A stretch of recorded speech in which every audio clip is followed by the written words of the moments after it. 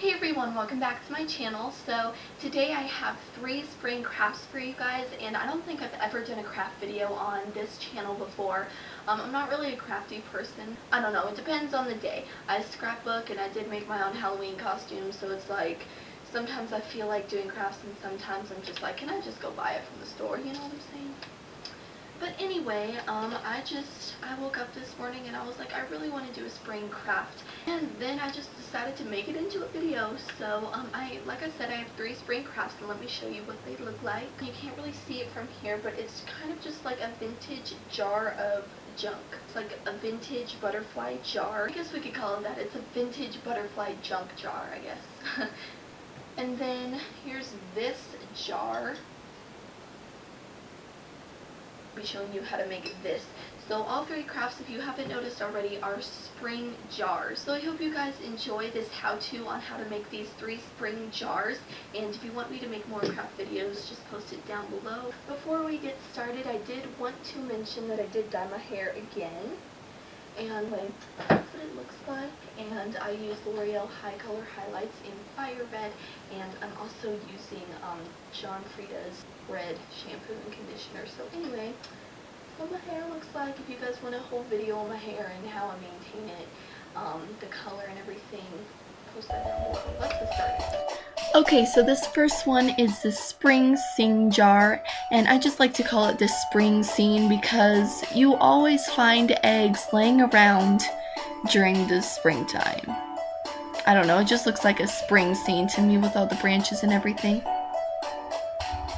Okay, so for this jar, you're going to need a jar, obviously. You're going to need some pre-dyed eggs, and they can be plastic or real, and just some sticks or branches. So I started out by simply putting all the eggs into the jar, and you can use however many you want. I just decided to use 3. And then all you're going to do is stick some sticks in the jar. It's pretty simple.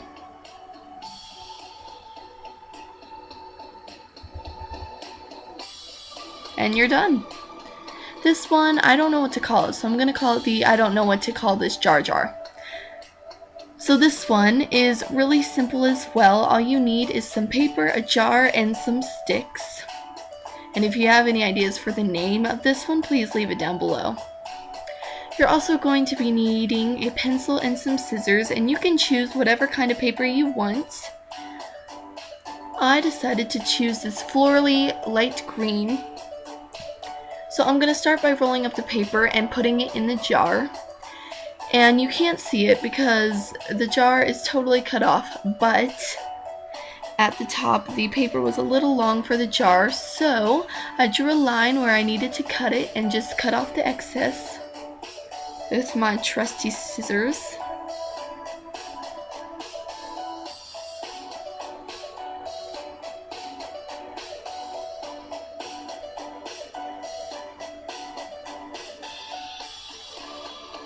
And then I stuck it back in there. The side that I cut, I wanted to put down and not on the top because it's uneven, and I didn't want the unevenness at the top. So like I said, I kind of didn't film the top of the jar. The top of the jar kind of got cut off. But all you do now is put some sticks in the jar, just like the last one.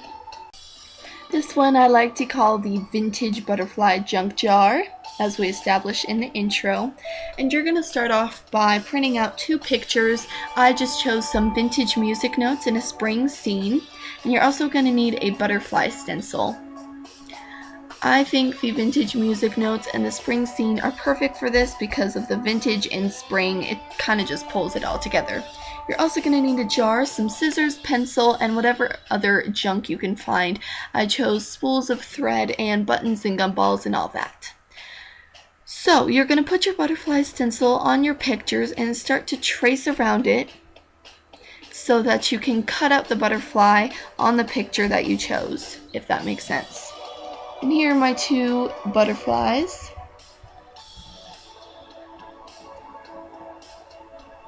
So then I basically just put everything in the jar, including the gumballs, the thread,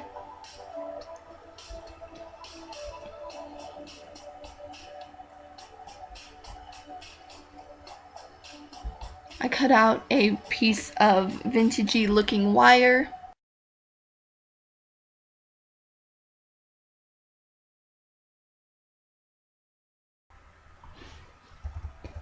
And finally, I just put the butterflies in.